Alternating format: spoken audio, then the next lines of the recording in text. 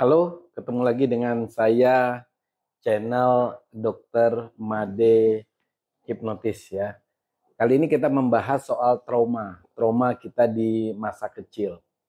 Jadi kita sering sekali melihat seseorang, terutama orang tua ya, tapi bisa juga dilakukan di lingkungan sekolah gitu ya.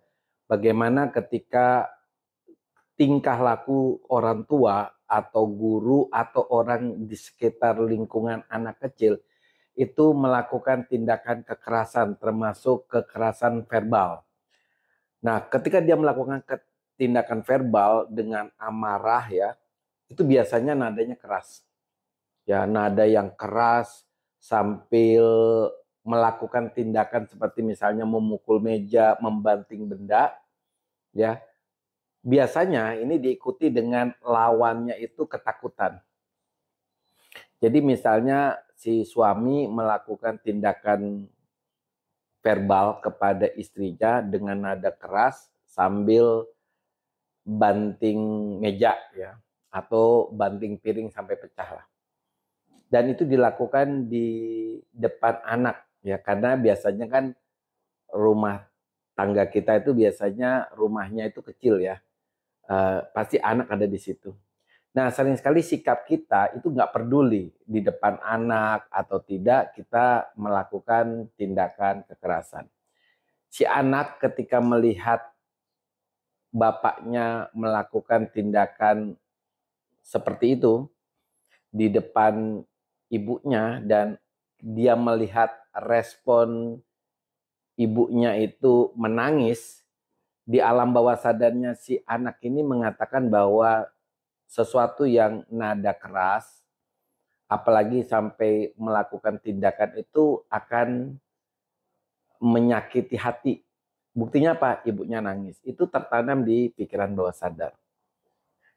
Nah, akibatnya apa? Akibatnya di kemudian hari, anak itu sudah bisa mengambil kesimpulan segala sesuatu suara, ya entah suara apapun itu, kalau keras itu berarti bisa menyakiti hati. Sehingga anak-anak itu biasanya kalau sudah besar mendengar orang berbicara keras, padahal itu karena tabiat saja ya, karena sikap misalnya suku tertentu, itu suara keras itu bisa membuat si anak trauma, teringat lagi dengan peristiwa pada waktu kecil. Begitu juga dengan suara-suara misalnya musik yang keras itu juga bisa menimbulkan trauma, artinya teringat dengan trauma masa kecil, suara alam ya seperti suara guntur ya yang besar dan itu bisa membuat anak takut. Padahal akibat yang lain juga bisa. Muka bapaknya itu di mata anak itu menjadi menakutkan. Jadi bapaknya itu bukan menjadi tokoh yang disayangi, tapi menjadi tokoh yang ditakutkan. Sehingga teman-teman, ketika kita kecil ya, itu sebaiknya itu memang tidak melihat hal-hal yang seperti itu. Nah, terutama buat orang tua ya, buat orang tua yang memiliki anak, terutama anak balita, ingat anak balita itu pikiran bawah sadarnya sedang bekerja dan sering sekali dia menarik kesimpulan-kesimpulan sesuka hatinya dia. Ketika bapaknya marah, bisa saja dia menyimpulkan bapaknya pemarah. Bapaknya suka nyakiti ibunya. Bapaknya nada keras dan itu melambangkan bapaknya marah. Dan apapun itu yang negatif sebaiknya jangan di depan anak karena itu bisa menimbulkan trauma dan akan mempengaruhi anak di suatu hari nanti ya. Seperti DM-nya teman saya ini dia takut dengan suara petir, guntur gitu ya, hanya gara-gara trauma di masa kecil. Nah, bagaimana kita bisa menghilangkan kalau sudah terlanjur terjadi, kita takut dengan suara-suara yang keras. Kita bisa melakukan afirmasi kepada diri kita sendiri. Jadi, teman-teman yang mengalami trauma seperti teman saya ini, kita lakukan afirmasi ya.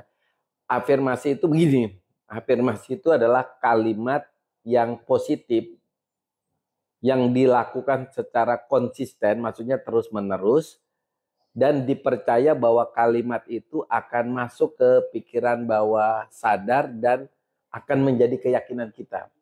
Misalnya kita melakukan afirmasi, sekarang saya menjadi orang yang pemberani ketika saya mendengar suara yang keras seperti suara petir dan guntur. Karena saya yakin suara yang keras dari petir dan guntur itu adalah suara alam yang berarti berkat buat bumi, karena bumi akan mendapatkan kelimpahan air. Nah, kita lakukan afirmasi itu secara konsisten, lama-lama keyakinan di alam bawah sadar kita itu berubah. Yang tadinya kita berpersepsi bahwa suara keras itu sebagai suara yang menyeramkan, suara yang menakutkan, yang membuat orang ketakutan, itu menjadi suara yang menyenangkan.